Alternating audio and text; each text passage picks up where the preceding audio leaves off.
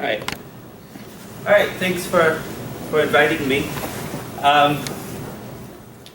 So I'm going to be talking about topological data analysis, and what my kind of meta message is that topological data analysis is a framework that integrates a lot of different machine learning, data analysis, and statistical techniques. They sort of will live inside of the topological framework. And by framework, I don't just mean an abstract framework. I mean it's going to improve existing methods, right? Like a good framework, what it does is it doesn't just unify, but it improves. So I'm going to try and convince you of that for this talk. And in particular, I'm going to be talking about how Ayasdi views data and views data analysis. One caveat is that TDA itself is a bigger field than what I'm talking about here. So if you've heard words like persistent homology,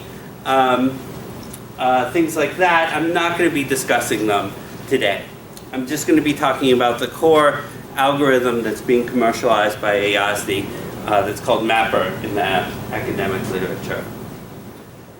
So what's our problem that we're addressing? So we want to extract meaning from complex data. So data is complex for a variety of reasons.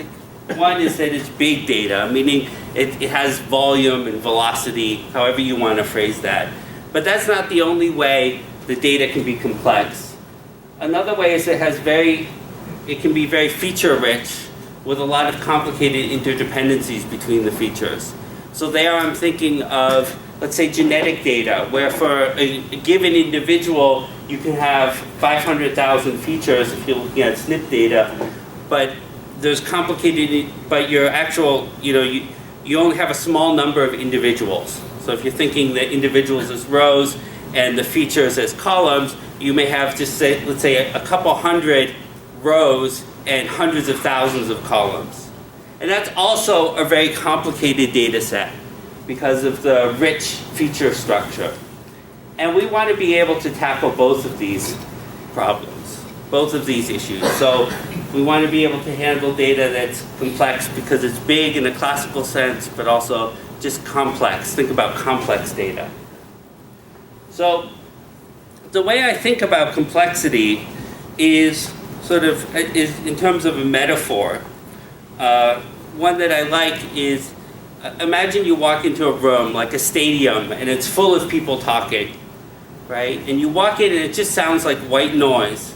And the problem is that there are so many different conversations happening at the same time. And when you're tackling a data problem, usually your goals are one of the following. You either want to kind of zoom in on an individual conversation, or you want to create a summary of the conversations in the room. So in both cases, you need to filter out the unwanted information. Another example of this kind of multi-conversation structure leading to complexity would be looking at gene expression levels. So let's say you want to study cancer, and you study that by looking at how genes are expressing in cells, and you have some measurement of how sort of turned on the gene is or not. Well, you're interested in cancer, but there's a lot of just regular cellular functioning that's happening in those gene expression levels. So you want a way to just zoom in onto the relevant things that are going on with cancer while tuning out all of the irrelevant things. So TDA, topological data analysis, is going to be a tool that provides summaries for us. They're going to provide geometric summaries, and so I'm using summaries in a kind of technical sense here. Topological data analysis will provide geometric summaries of our data. So the central premise that we have at Ayasdi is that data has shape and shape has meaning. And in this talk, I'm going to focus on the shape has meaning part, which is how do we use the topology to summarize the shape and learn something, extract some meaning from the data. So before we start though, maybe we should pause and think a little bit about shape. So one very compact way of saying what shape is that it's the global realization of local constraints. So there I'm thinking of something like a circle where you have a local constraint that bends the points a little bit, right, locally on the circle. But the shape is when you step back and you see, oh, it all connects up into a circle. So all of those local constraints in the data glued together in some global way to give the shape of the circle. So how do we get a shape in a data problem? Well, first we have to choose what we're measuring about the system. So we also call those features, or again thinking of in terms of rows and columns, these would be the columns in our data matrix. And then we put a metric on the columns. So that tells us what is not on the columns, a metric on the rows. Apologies, it should say rows there. So what we need to know is when should two data points be considered the same? Or if I relax that a little bit, when should two data points be considered very similar? So a metric actually gives you a lot more structure than just that very simple notion. But so for concreteness and for the sake of this talk, you can always think about that I'm defining a metric on the rows. But you should keep in mind and just keep it in the back of your mind, and I'll come back to it a little bit later in the talk, that we can use more relaxed definitions of shape as well. Maybe you don't need a metric, but just a similarity. And in fact, we can even relax all the way to just the topological viewpoint, where all we need is an open cover of our data set. If you don't know what that means, don't worry about it. We won't use it. So the goal, again, just reiterating what I already said, the goal of topological data analysis is to understand the shape with as few preconceptions as possible. So to provide a summary of the shape. So if you think of a typical data problem that you might have, you've gathered some data, you have, let's say, rows and columns again. If you want to use statistics, invariably, as soon as you invoke a statistical model, you've already assumed a lot of things about your data that maybe you forgot that you're assuming. One of those is that you've assumed some kind of metric structure, usually Euclidean, on the data points. And what we do in topological data analysis is we stop at that metric step in a certain sense. Meaning we don't make further statistical assumptions about the data. We stop at the point where we've defined a notion of similarity. And this is what I mean with as no preconceived is a bit of an exaggeration, but we want to have as few preconceived notions of what's going on. So without like a statistical model looking in the background, because there's a lot additional assumptions beyond just the metric structure that goes into defining that kind of model. So once you have a metric, the data has a shape. It occupies some volume of space. There's proximity of various points to each other. There's gaps, there's holes, there's flares, there's bubbles, there's all these things that are already in that very first step when you go to analyze the data, you've already created. And so we stop there and we say, well, what can we say now? How can we summarize the shape? What does the shape say about the data?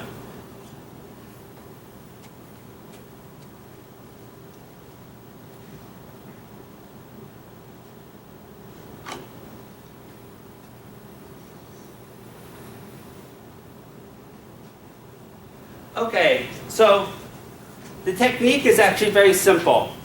And I'm not going to need to show you any complicated mathematical formulas.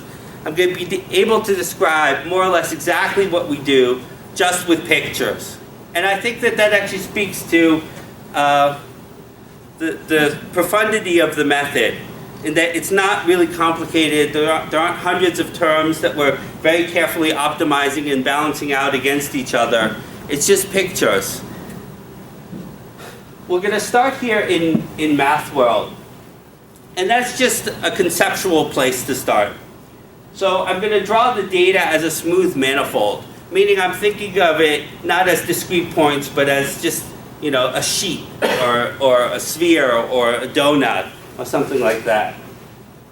And when I say function, you should think a smooth or a continuous function. So what's a function? Function is just, well, it's a thing that I give it a point in the data set and it gives me a number. I can actually relax those definitions. So I'm not going to need smoothness or continuity when we move into the data world, but for the beginning here, where we're starting off, just think smooth or continuous to get the right picture in your mind. And of course, the data won't be on a smooth manifold. And in fact, we should emphasize that in the real world, when we look at data problems, they're almost never the case that things are sampled from a smooth manifold. So this is a mistake that I think a lot of people make when they move from linear methods to sort of curvilinear methods. There's an underlying assumption that the data is sampled from or is sampled near some kind of manifold structure. But if you look at, you look at marketing data or you look at genetic data, almost always sort of a more prototypical model is like big ball of fuzz with flares shooting off of it in various ways, right? It's not really manifold. The local constraints, another way of saying that in a slightly more technical way is that the local constraints, the dimensionality jumps around as you move around through the space. You'll have areas where things fall along curves. You'll have areas where they kind of fill out space. So even though I'm drawing a smooth manifold, we don't need that assumption. The method still works without it, and we should just keep that in mind. Okay, so here in math world, this is my data. So it looks like a pair of pants, and I'm thinking of the surface of the pair of pants as being my data points that I'm interested in studying. So I want to create now a geometric summary of this data space. Something to keep in mind as we create the summary is that although you can see the data here, in reality, because of the dimensionality that you're dealing with, you can't directly visualize your data, but you will be able to directly see the summaries. Right now, I've drawn the data as low dimensional so that you can see both the original data and the summary, so that you get some intuition of what the summary is doing to the data. But in reality, you have to remember you never have direct access to the data. You can never see it directly. So the input into this method is a function that I'm calling f. And here the function is just mapping to the real line. And I'm thinking of it as just mapping to the height function. What I mean is that a point over here, to find out its value, you just move straight to the right. And that tells you the value of the function on that point. Can we get copies of these slides? Yes. Okay, so here's the method. And like I said, it's very simple. So I take a point in the image of the function p, and I look at the inverse image set, f inverse of p. So the inverse image set consists of all those points that go to p under this function. And what I'm going to do is I take the connected components of the inverse image set, and for every connected component or connected piece, I'm going to draw a dot over on the far right. So down here, P, there's just one piece. This circle is connected, so there's just one piece in the connected component, so I just draw one dot over here. Up here, however, if I look at the inverse image set that goes to Q, I have two pieces. So that means I'm going to go, when I draw a dot for every connected component of the inverse image, I'm going to get two dots. And now I just sweep through all the values of this function with this procedure. And I get this y. This is my geometric summary. So the letter y, what have I summarized? I've summarized that the pants have two legs and a trunk, right? But I forgot something too. Well, I forgot the hole in the middle. right? So I've summarized the space, one aspect of the space, using a function. So the summary is a summary with respect to a function. So this might be more clear why this is useful if we look at another function. So now I'm going to take g as the function that goes down, and this whole left hand of the pants goes down to this p prime. So f inverse of p prime has just a single point, which is on the far left. Moving slightly inward, I look at the inverse image of a point q prime. I get two sides of the pair of pants, those two curves. So then when I go down to write my G summary, I draw 2 points. And this continues, and I get a circle. In the middle section, over R prime, there's just one piece again. So I get a line, and then by symmetry on the other side, I get a circle again. So here I have a different function, G, that creates a different summary of the data. This time I forgot that I have this Y, these legs and trunk feature. What I remember is that I have two holes, two legs. So I get the pair of eyeglasses as the summary. And this is the method that we do. Like I said, it's very simple. We take data spaces, complicated spaces, and we create summaries. And we're going to use the summaries to do things. So here's a little exercise to make sure nobody is falling asleep. So the question is, what's the summary if I use both G and F at the same time? So what do I mean by that? I mean I take the product mapping G and F. So the image is some region of the plane.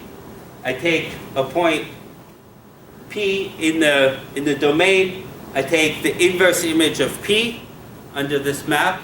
I draw a point for every connected component of the inverse image of P.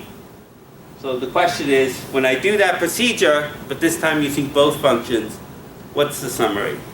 Okay, so I take this point P and I look at the inverse image under G and F. The inverse image is going to be the intersection of the two pieces corresponding to this direction and this direction, G and F, respectively, which is just these 2 points. So the inverse image of P consists of these 2 points. So when I take the connected components of 2 points, I just have 2 points again. So what am I saying? That the summary isn't a summary at all. It recovers the original space that we started with. So what's the point of that exercise? It says that with a rich enough set of functions or lenses, we can recover the original space we started with. Of course, this leaves us no better off than, it gives us some kind of psychological comfort that we can recover as much information as we want, but it doesn't leave us actually better off, because the whole purpose is to get rid of information because the problem is inherently too complex to understand. But the idea is that we can choose a set of functions to tune into the signal that we want. And we can forget or remember as much as the original complexity as we like. So this is, again, what we do. We take functions on the data sets and we produce summaries. Modulus of details. Okay, so why is this useful?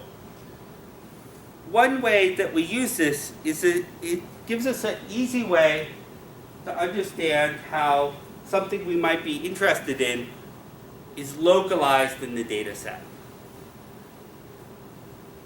So here's an example. We have, it's supposed to be red. I don't know. Does it look red to you? Yeah. It's just, oh, it's just from my angle. Anyway, we have this red dot, this red region in our data set. Maybe these are the patients that have a malignant kind of cancer. Maybe these are the people committing credit card fraud. And we look at what happens in our summary. They all end up in one little region of one branch of a leg. So we were able to understand and learn about where in the data set something we're interested in is sitting. Well, maybe there's two things we're interested in.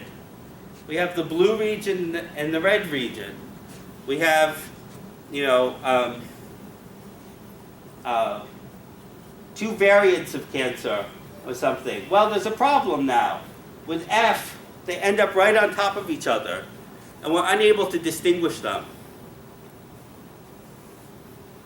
But if we look using G, we can separate them out.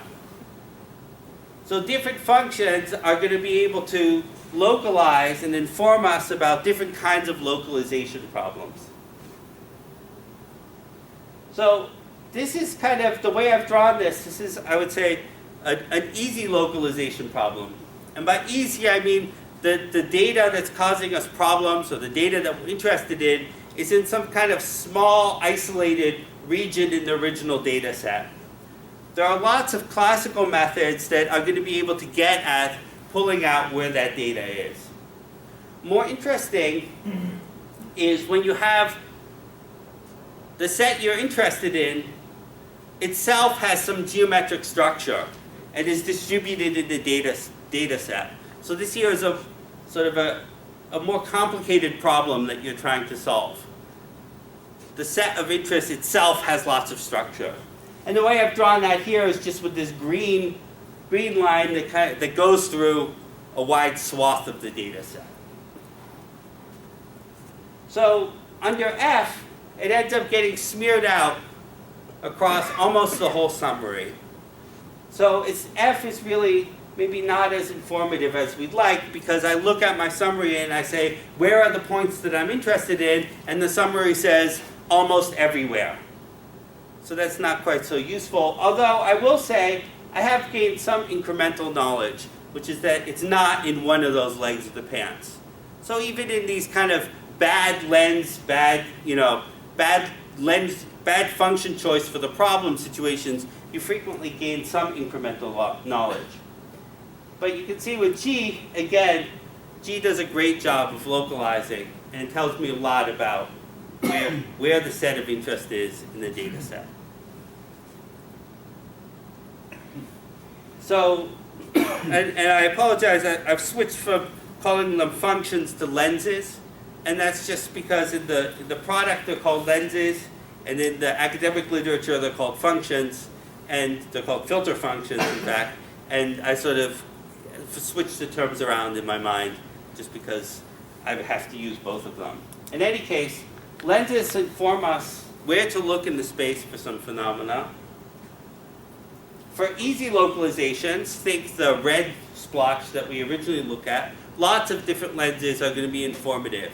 And in fact, you could make a rigorous argument that almost any lens is going to, for a nice compact region of, when your points are in this kind of small compact region, almost any lens is going to tell you where they are in the space. But for hard problems, and by this I mean problems where the set itself has geometric structure or it's distributed throughout the data set, we're going to have to be more careful about the lenses that we choose. But even in that harder case, we frequently, from bad lenses, still get incremental knowledge. So I know it's not in that one of those legs of the pants, right? I learned that even though it's smeared out almost everywhere, I do get something from it. I've learned something. Okay, so that was the math view. By math view, I mean we were in the world of smooth manifolds. We didn't have discrete data points. And so now I want to show you how to move from this world of sort of mathematical niceties to the data world. So the first thing we're going to do is we're going to fatten up the points. So if I take a point in the image of a function, so I have some portion of the real line, most of those inverse image sets of the real line are going to be empty. So what I do instead is I fatten up points to be open sets of the range of the function. So here I've drawn them as overlapping open sets u1, u2, u3. Another way of saying that is that I take an open cover of the range of the function. Then I just do the same thing to those open sets. What do I mean by that? I mean, I take here I'm taking u1, I look at its inverse image set, which is this area here, right? That's the inverse image of u2, goes from here to here, and u3 goes from here up. So I take all those inverse images. I take the connected components of the inverse image, and for every connected component, I draw a node. So u1, u2, u3. Quick question. Yes. When you're working in the data world, person, does the point, if you find a point on the manifold and you project it down, do you treat your open set after you project? When do you? So I start create with that open set? I start with the data set and a function. I would calculate for every point the value of that function, and then I would create an open cover of, the range of the real line between min and max, say, right? So that gives me, doing this procedure gives me these 4 nodes, or 4 dots, and what I'm going to do is I'm going to draw an edge between 2 dots if their inverse images intersect. So what do I mean by that? Well, if you look at u1 and u2, there's this piece in the middle here where u1 intersects u2. So I draw an edge between the dot corresponding to u1 and the dot corresponding to u2. Similarly, up top, on the right, there's this intersection here, so I draw this edge. And then for the other intersection here, I draw another edge. So instead of having a curve as my summary is now a graph. It has edges and nodes.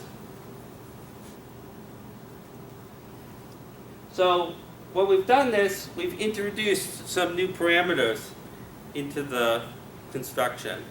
So I'm going to call the resolution the number of open sets in the range, and the gain is the size of the overlap between open sets in the open cover. So roughly speaking, the resolution controls the number of nodes in the graph and the size of topological feature that we can pick out with the function. And the gain controls the number of edges or tightness of the graph that's produced as the summary. So here, what happens if I change the resolution? So I've gone from 3 open sets to 4 open sets. Well, if you just follow through what happens, I end up with this summary. It's actually very similar to the summary we just had. And that's because we're essentially already with 3 open sets at the maximal resolution. We've already picked out all of the topological features in the data set with just 3. So we don't really see a big difference by bumping up the resolution. If, however, we go down, so I've gone down to just 2 open sets, I lose some of the features of the data. So I've lost the splitting of the pair of parents. So I want to set the resolution to recover features of interest, but setting it too high doesn't do me any good. It just wastes space and makes extra nodes in my graph. Okay, so that's that. Now we need to do something else to bring this fully into the data world. We still have the pair of pants, but we're thinking of it as a kind of continuous sheet. We need to move away from that. So what I need to do is replace connected component of the inverse image with something. I'm going to replace that with clusters. So we're going to use clustering in the inverse image as a data-driven way to define what connected component means. We're going to connect, so nodes now, right? I've replaced connected components with clusters. So I'm going to connect clusters when the clusters share points in common. So let's take a look at this. Here's my data space now, where I've drawn a bunch of points instead of the pair of pants. So I have this U1 set. I look at the inverse image. It's that region of the space there. I do my clustering on the inverse image. I find I get 2 clusters, and then I've drawn them over on the graph. Continuing on with U2, I do the same thing. I get 2 more clusters. But notice, in the intersection between U1 and U2, there are some points. They're going to go to some cluster when I cluster in U2, and they're going to go to some other cluster when I cluster in U1.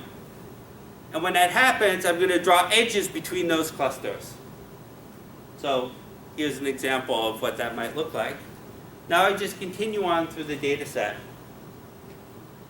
doing this procedure. The nodes are clusters, and the edges represent. Okay, so we just continue on, looking at all these open sets and doing our clustering, and this might be what we get. Again, it's a Y, the summary, but it's more complicated because of the clustering, because of the edge drawings. But the basic fundamental thing that I've summarized in this direction, which was that Y shape, I've retained by this procedure. So that's it. That's the whole algorithm in the data world. So, key to this whole procedure are the lenses, or the functions that we're using to create these summaries. Different functions, remember, told us different things about the data. We had the eyeglasses and the Y.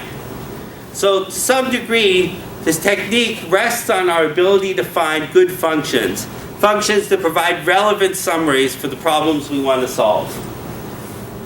And we're lucky. Lots of people have been working on finding functions on data sets. So any kind of summary statistic on a row of data is a function on the data set.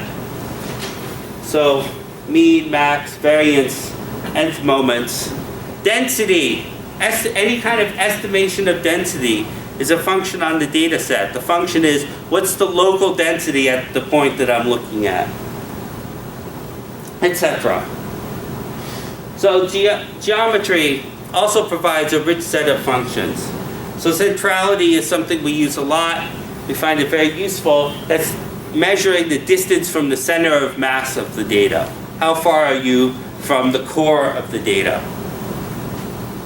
If you are sampling from a manifold, you can do something like curvature, the local curvature. There are other more topological lenses, which here I'm calling harmonic cycles, which look for circles or periodic behavior in the data set. And we have a topologically model-free way of finding those. So machine learning also provides functions. So unsupervised learning methods like PCA or ISOMAP, MDS, TISNE, all these are functions on the data. So why is PCA a function?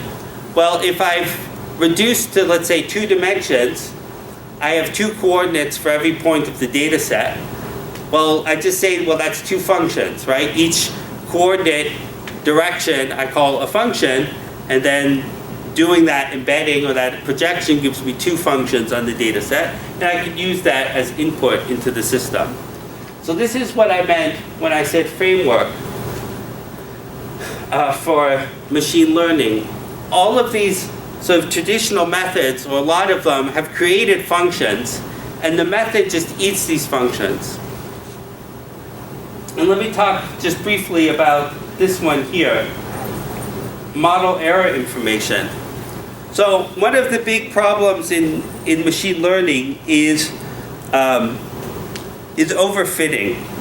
Another way of saying that is being able to, how do I distinguish between sporadic error and systematic error in my model?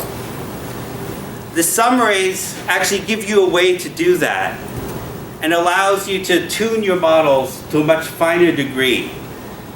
And I'm not going to have time to quite go into the detail, but just I'll give you the idea, and that's basically that the output is a graph. Okay, and if you think of, just for a moment, think of the graph as being people who might potentially have some disease, right? And they're connected to each other in various ways. And the question you want to ask is, when am I at the start of an epidemic? And when is, do I just have some random cases of some disease? And being able to distinguish between these two on the graph is the same thing as being able to distinguish between systematic and sporadic error.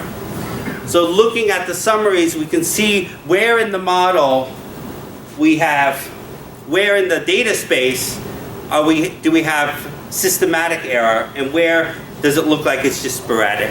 Now we can't necessarily identify all systematic errors because we can only check a finite number of functions. But we can do a much better job tracking down and tuning out systematic error in machine learning models. And then finally, another source of lenses are lenses that come from the particular data problem that you study it.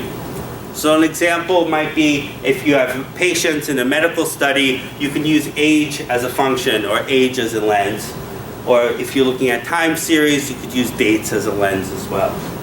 So these are kind of data-driven lenses that are specific to the problem you're looking at. Okay, so I promised you something about insight and meaning from the data set. Well, the functions do this for you as well. They give you a way to interpret and to get a new sort of conceptual understanding of what's happening in your data set. So here I'm thinking of the function as not being some random function, but as something that has some intrinsic meaning to the problem you're looking at. So an example of that would be let's say Gaussian density or some other density measure. Here now, I'm imagining my complex data. I can't see it, right? Before we were looking at it, it's a pair of pants. Now I'm saying you can't see what it is. It's a black box. It's inaccessible. I have some function. I've calculated this summary, and I'm telling you that F is Gaussian density. It's a measure of density. This summary, if this is low density here, and these are the high density region, this summary tells me that my data is bimodal. Right? So by knowing what the lens is, I've learned something about my data. I've extracted some meaning. On the other hand,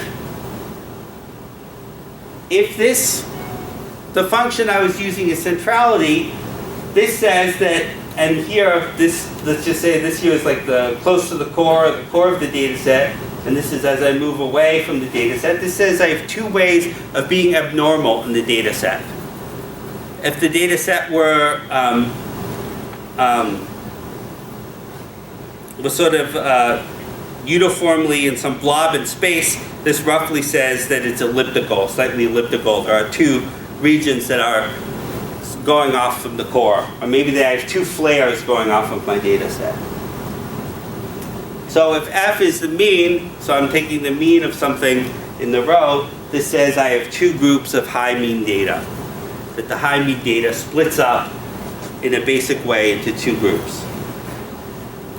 If this were error information from a model, this says that I have two different kinds of error occurring in the data set. So the units the units on the lenses or the interpretation of the lenses allows us to learn from the summary about the data. It's been distilled down into a simple story that then we can understand and incrementally learn more and more about our data in this way. So another way to think about lenses is that they're a kind of geometric query on your data. So your data, it's out there, it's formed by, let's just say, the metric, and it's sitting out there. And what a lens does is I kind of take the data, I stretch it out along the lens, and then I look at the slices, right? And I'm saying, what's happening on all those slices? And how do these slices relate to each other? So I'm imagining here doing a heart disease study where I take a bunch of hearts and I measure a bunch of things about the hearts, the sizes of things and the volume and the this and the that, right? And I could take all those patients and just create a data space, some big space of data where then let's say I could just do clustering on that, and that just global clustering, what does that tells me? That tells me what different kinds of heart disease are there. If instead I use age as a data lens, what that says is how does heart disease differ as people age? Right? It takes that same data set, it stretches it out over the age line, and because of the overlaps and the edges and stuff, what you get is actually a continuous picture. So without a lot of arbitrary cutoffs and biddings, you get a continuous picture of how heart disease is varying as people age. Okay, so that's the method, and that's what we're doing. And I'm just going to tell you a little bit about some generalizations that I didn't really go into at all. So one is that we don't need a metric at all, just the notion of similarity. And in fact, we're only using that to do our clustering. So if we have some abstract or external way of doing the clustering, that's all we need. So lenses, they don't have to be continuous, whatever that means for the data space, but they should be sensible. Meaning, you don't want to choose a random function as a lens. Lenses are most useful when they have meaning extrinsic to the problem that you're looking at. That's not strictly speaking true that they have to have extrinsic meaning, but they still have to be sensible. So an example of something without extrinsic meaning would be, say, like an autoencoder. Something that you've fit to the data in some way. It doesn't really have external meaning because it's fit to the particular problem, but through a lot of experience, people believe that these are sensible things. And so autoencoders make fine lenses. So sensible, it's one of those terms. It's like the Supreme Court, right? You know it when you see it. We don't have to get pedantic about what sensible means. The other is, which we touched on in the exercise, you can use multiple lenses at the same time. Even more importantly, lenses themselves don't have to be real valued. They can have values in other topological spaces. All we really need is an ability to create an open cover of the image space. So you can map to circles, you can map to anything. Does that include missing data? We could discuss missing data sort of is neither here nor there as far as the method goes. We can talk about what I mean by that afterwards if you want. Right. So here we have open covers. So, and in fact, all we do using the open cover on the image space is we use that via the function to induce an open cover on the original data space. So if you have some way of making an open cover or an overlapping partition of the space, then you don't need the lens at all. So the lens itself is not needed necessarily for the construction. So what that means is that the input space doesn't have to be rows and columns. It can be anything with a topology. In particular, if you're interested in graphs, say social networks, that makes a great input space for the method. You just use there, you can use the graph distance, or if you want, you can do some kind of embedded graph distance, or there's lots of ways of assigning lengths to edges, and all of those work. And then finally, that the output is not really just a graph, if you follow through all the machinery and you do it carefully, the output is itself a simplicial complex, and it can contain higher simplices than just the edges. But that's also been completely swept under the rug. So I just want to show you now some examples of what the output looks like. So this here is an online fraud model from a major retailer. So they tracked a lot of variables about their customers. How long did it take them to fill out credit card information? How many clicks did they visit before they ended up in their shopping cart? What browser are they using? What's the browser string? Is JavaScript enabled? Et cetera, right? There's all this information about the customer. And then what they want to know is this transaction fraud or not? So we created a space out of all that. We actually used an autoencoder. And I apologize, I don't remember what the metric is right now. And what I've done here is I've colored the summary by the fraud score that was given to us by the online retailer. So they created this, they have their machine learning statistical experts who have created this fraud score. And what you see here, you get this kind of rainbow pattern that says on a very coarse level, the geometry agrees with this fraud score that they created using some other method completely. We don't know what it is, they never told us. Nevertheless, we see that the geometry in this fraud score are in kind of coarse agreement to us. And the way you see that is you get this nice continuous gradient of the fraud score across the two pieces. Now, you notice one of the pieces is much higher fraud than the other one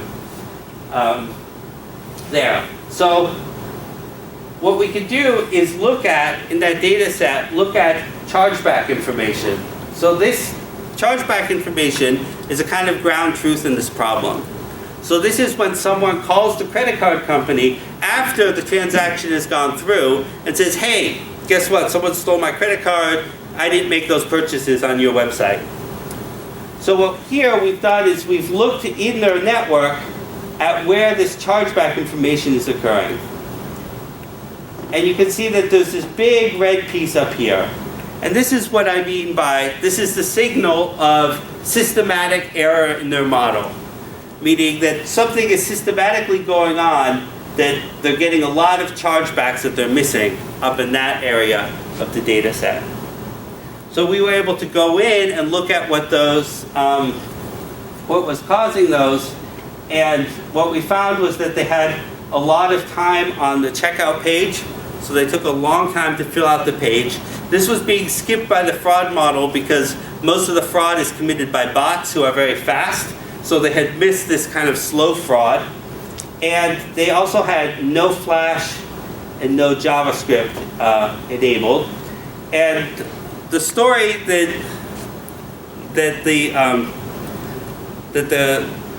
online retailer told us is that they believe that this is what's called spousal fraud. So this is where you use your spouse's credit card without them knowing about it. And so that's why it takes a long time to check out, because it's a number you're not used to putting in. And the lack of JavaScript and Flash made sense to them, but not to me. I don't. They were very happy with that. I don't understand why spouses would not have JavaScript enabled. Doesn't matter. The client said that makes perfect sense. I don't know. Maybe old people with old browsers or something that they never installed Flash. I don't know. In any case, that was the story there. We were able to track down the systematic error in their model that they had missed after spending a lot of time optimizing their model. Okay, so here's how much, I don't see how much time do I have? That's fine. No. Am I okay? All right. So I like this example here because when I first went to work at Ayasdi, I was talking with, before I was hired, well, after I was hired, before I started, I was talking with one of the other data scientists there about a Kaggle competition that had to do with smartphone data. So he brought it up just as like a, over lunch as like an item of conversation. And It's from the Michael J. Fox Foundation. And what they've done is they gave out smartphones to people with Parkinson's and people without Parkinson's. But they gave out a very small number of phones. They gave out 25 phones, right? Of which I think 17 were Parkinson's and whatever else were the controls. And then people carried these phones, and data from the phone sensor was recorded. Accelerometer information. There was information about the voice spectrum of phone calls, like whatever, they gave like these blocks of Fourier coefficients for the phone calls, all this data. And in fact, so you had 25 people, you had like terabytes of data per person. Everyone, you think, at first maybe you think, oh yeah, Parkinson's, people shake more, it's gonna be easy to look at the accelerometer. But you have to remember that this data, people carry the phones in their pockets, some people have them around their necks, some people put them in their purses. It's a complete disaster, right? And so I had looked at that, independently of Ayasdi, and I decided this competition was a waste of time. And I was talking with this data scientist, Demir, about this, and he was kind of, because he had already solved it. And what you see here is these are all of the controls in the data set, and these are the people with Parkinson's, and we're splitting the Parkinson's patients into two distinct groups. So, and this is based off of looking at the accelerometer information. So, anyway, I think it's a nice story. I like it because I was personally surprised that you could do anything with the data, given, right, this is a classic, extremely complex data, but kind of small data in a certain sense because there's only 25 individuals in the study. Nevertheless, we're able to really get a very strong signal for who has Parkinson's and who doesn't. So, that's, I think, we're at the end. So for that example, you must have to choose the right lenses. So throughout your talk, the trick of your model will work is how do you pick the right lenses, the formula of your equation. So, am I correct? Yes, the lenses are important. So, but there are a lot of general purpose lenses, right? Ones like the ones that come from statistics. In this case, this lens here is should be up here. It's centrality, so it's distance from the center of mass. So one of these flares is probably the center of mass flare, and I apologize, I don't know which one. And the other two are some kind of anomalous. That's most likely what we're seeing here, but like I said, we'd have to look at it. I didn't do the analysis, I'm not sure which. So these kind of lenses, the point is that something like centrality, we find it useful over and over again.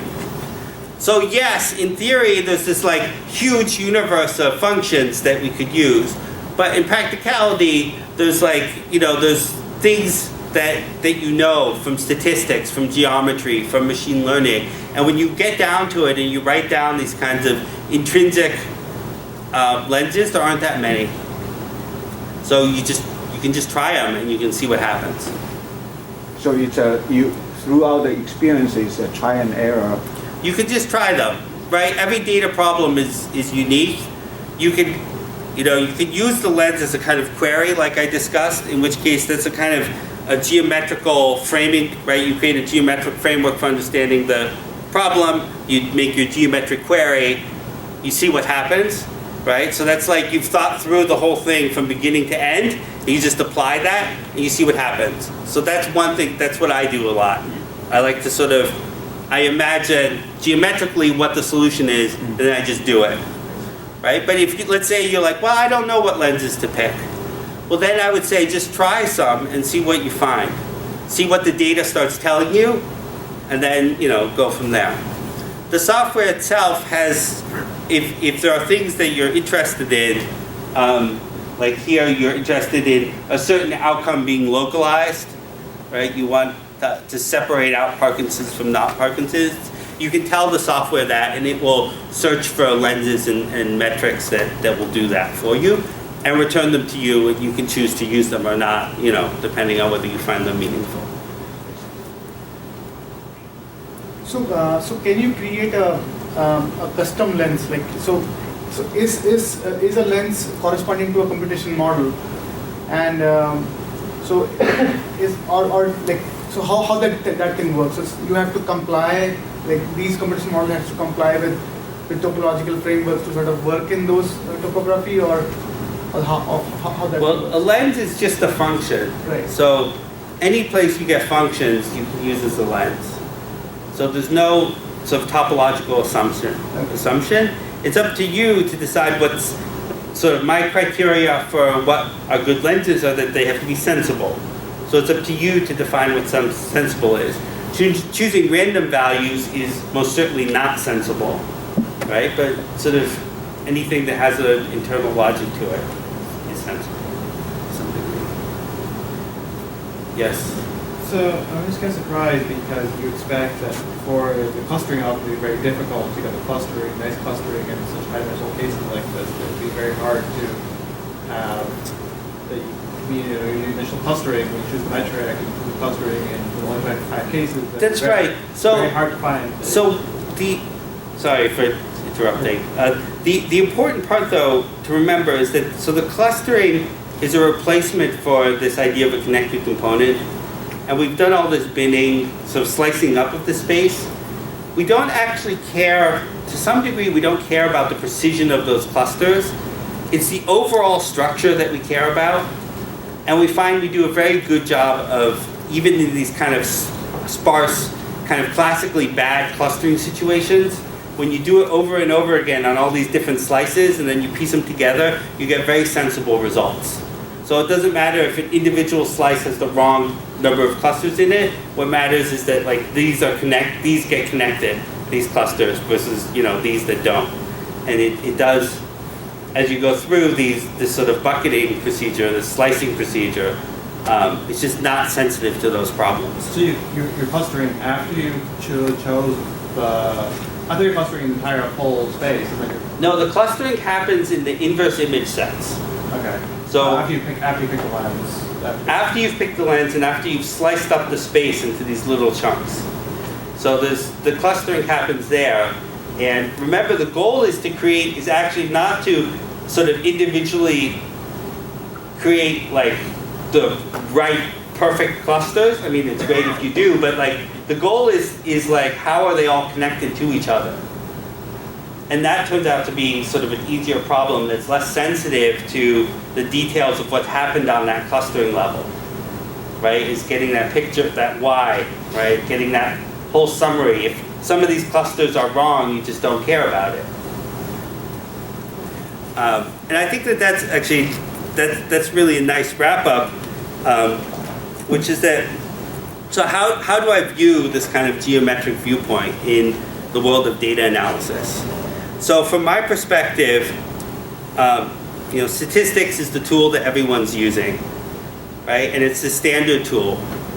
And that's good, and it should be used, but it's like you have a set of screwdrivers, and the geometry is a wrench, right? And you've been using your screwdrivers to really good luck to solve a lot of problems. But there are some problems that are just, the wrench is the right tool. So there are some problems that are phrased geometrically that, there's a lot of low-hanging fruit for this kind of geometric viewpoint right now.